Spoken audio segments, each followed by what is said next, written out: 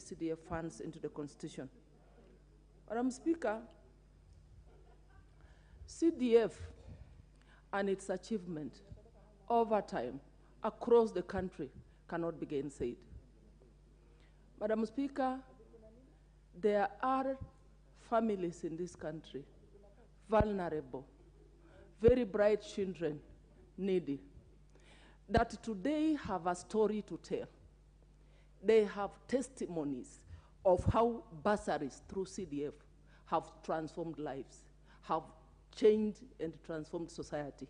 The impact of these bursaries alone to these needy students is something that as members we are very proud of. So I support this legislative proposal, and besides the bursaries, in fact, I dare say that CDF is an equalizer on matters development. There are far-flung areas in this country, remote areas, that would never have seen decent establishments, schools in their regions if it were not because of CDF.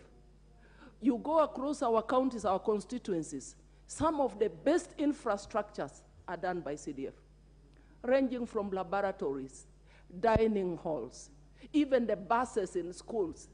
There are certain schools where kids are taught about, say for example, geography, about the lake, about the ocean, but they can't visualize, they have never been there. But because we've been able to buy buses and supply to these schools, they're able to go on those trips to go and get that exposure.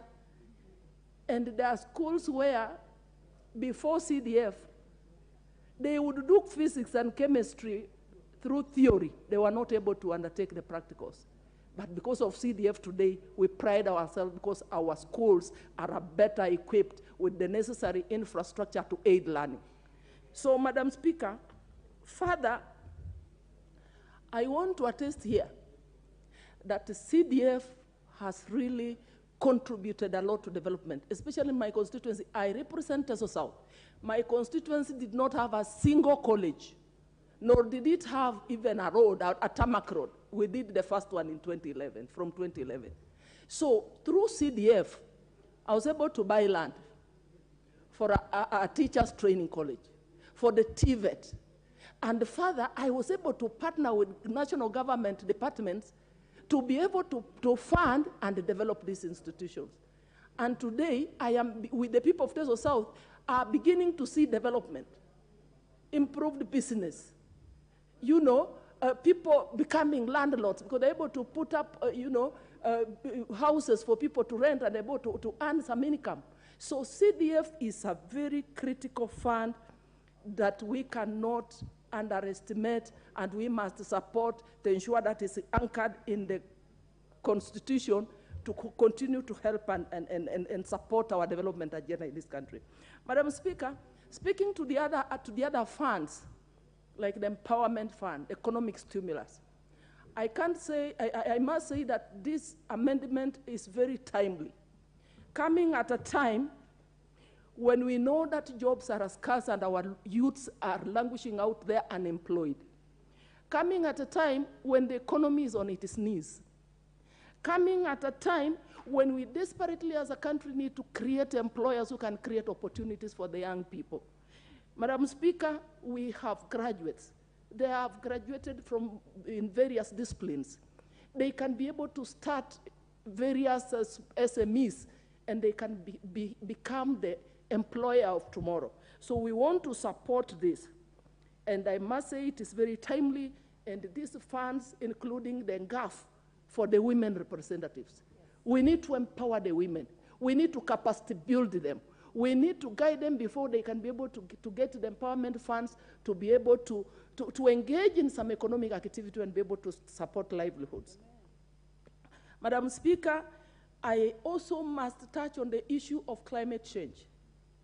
Given the situation in which the world finds itself in and the impacts of climate change, CDF has played a very critical role as well in terms of mitigating the impacts of climate change. I remember most of us members, we have had to put, there's an allocation that goes to environment. And we played a very critical role in terms of supporting that particular program on environment, planting trees in schools, and assigning these trees to the pupils and the students who keep on maintaining and making sure that those trees survive. So this is also a very critical component of CDF that we cannot ignore. Madam Speaker, having said that, I must say that I commend Honorable Mule and the other member who have brought this amendment to the floor of the House, and we must support. And I want to appeal to the board. The CDF Act that was nullified by the court is the Act of 2013. NGCDF Act 2015 is still active.